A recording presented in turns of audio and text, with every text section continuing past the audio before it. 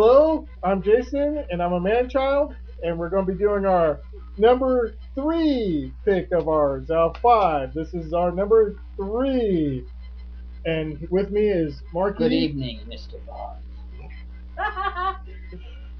All right, so number You three. forgot to introduce, Oh, Frankie, the most interesting dog in the world. also known as the comic dog. All right, He was so happy. my number three. Number three is The Walking Dead. What number is it? Number three. Okay. Like this. Okay, number three, The Walking Dead. It's written by Kirkman. It's an Image comic. Uh, just last week was the milestone of their number 75 issue. The ending of it was like really trippy, like the kind of humor to go with a very serious book. Nice to see in color at the end for a brief moment. Basically, it's about zombies. They're taking over the world, and basically, it deals mostly with the people and how they cope with the end of the world, basically. Right now, we still have no clue what caused the zombies to become zombies, and it's more an emotional tale. There's it slowed down a bit. It was my number one pick for the longest time. It's now my number three pick. I truly enjoy it. It's from Image. The TV series starts in late October, mid And October. Kirkman was actually doing the TV series, right? Yeah, that's why it was like delayed for a while, but he caught back up, got 75 out. Like within 2 weeks, he had 74 and 75 come out. I like it. It's got me back into reading comics. I stopped reading for a while, and then I picked up Walking Dead, got hooked, read it all the way through to like 48 or something like that. Good comic. You can get all the trades, so you can catch up on it. After you read the first issue, you're hooked. I got my wife hooked on The Walking Dead. I got my ex-wife hooked on The Walking Dead. I got the artist that was working on one of my comics hooked on The Walking Dead. It's a great story. His ex-wife's ex-wife. She's hooked. Yeah, everyone gets hooked. It's a great, great story. No superheroes involved. It's just a psychological thriller. There's some disturbing parts. Children do get killed. It's There was a guy named the governor who was a really twisted SOB. There's rape involved. There's cannibalism involved, and we're not talking about the zombies eating the people. Great cast of characters. Don't get too attached because they die. So zombies do eat people, though, right? Oh yeah, yeah, And apparently, in survival mode, people are eating people. Is what you're saying? yeah. It's the best zombie book out there. Even your guy that likes World War Z, that guy. Yeah. Uh, yeah, Max Brooks. he even says The Walking Dead's the best. I truly like it. It's would be my top one, but it's gotten kind of boring as of like the last year. Well, he's on hold for a while. That's what you're saying, right? Well, it seems like because he knew the TV series was going to be made, he kind of like threw shit together. It was like really boring. It's still in my top five. It's number three, as I mentioned. Really recommend it. Can't go wrong with The Walking Dead. Image Comics. Be sure to catch up on it if you don't haven't read before. You'll love it. Someday I'm gonna have to choose an actual rating system to stick with. Today we're gonna use a scale of 1 through 10. 1 through 10. In the past, like as of last year, from when it first came out to last year, it was like 9.5. The last year, it's probably gone down to a 7.5. It's slowly picking up again to maybe an 8. Hopefully, now that he has more time to dedicate to it, it's going to go back up. But yeah, strong, strong. The first 50 issues are at least 9.5 to a 10. Well, I guess it's my turn. I talk about it every week, so it's in my top 5.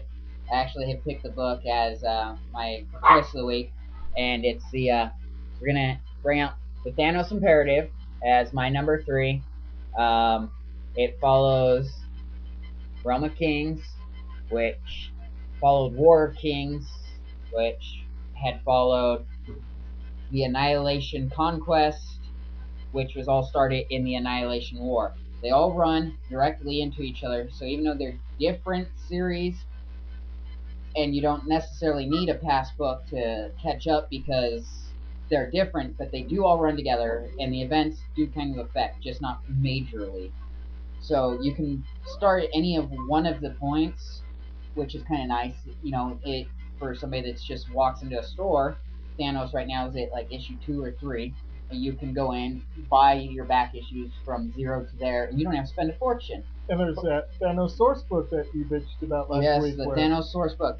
Thanos is not actually the main character in the Thanos Imperative. Thanos is back to life. That's why it's called Thanos Imperative. Is it a regular series or is it a mini? With the Marvel Outer Space crossovers, they all seem to be long miniseries. This one's actually short. I believe it's 6 issues long. Had an issue 0, and the source book. If you want to pick the source book, that kind of makes it up to 8 books total. The thing that started it all, like I said, was the Annihilation War. I have the graphics here, the graphic novels. I would suggest picking up the graphic novels. There's a lot of books involved in this crossover. It was a major event. I actually kind of think they were trying to revitalize the Silver Surfer in this, but Nova ended up taking kind of the main front. So Now, which Nova? Richard Rider, the man. There's that fire being. She is not in it, but her predecessor, Fire Lord, actually is, and it gets very confusing between the 3 of them with the names. So here's the others, the graphics,